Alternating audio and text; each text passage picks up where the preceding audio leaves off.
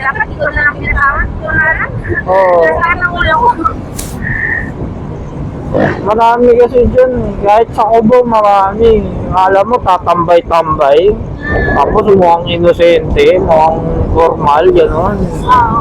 Yung mga itsura ng mga ano, pero kapag nakakita yan ng ano, mga detekwat, Grabe, ito talaga yung expert na ganyan. yung ganong-ganong ginawa ni Utol eh.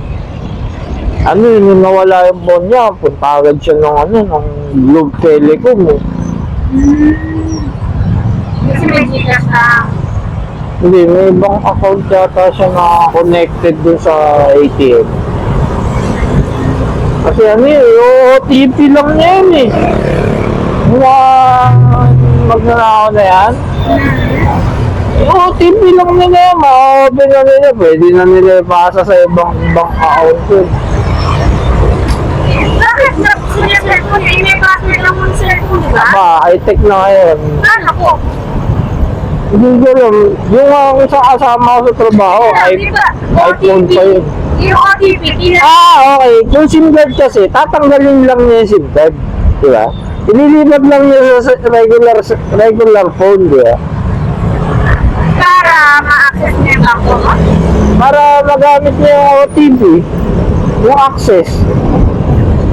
Ano ba?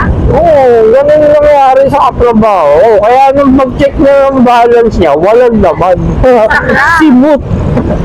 Ano tayo mo, magkano ba iPhone niya? Na 30. May savings siyang 20. Mga 50 rin na wala sa atin.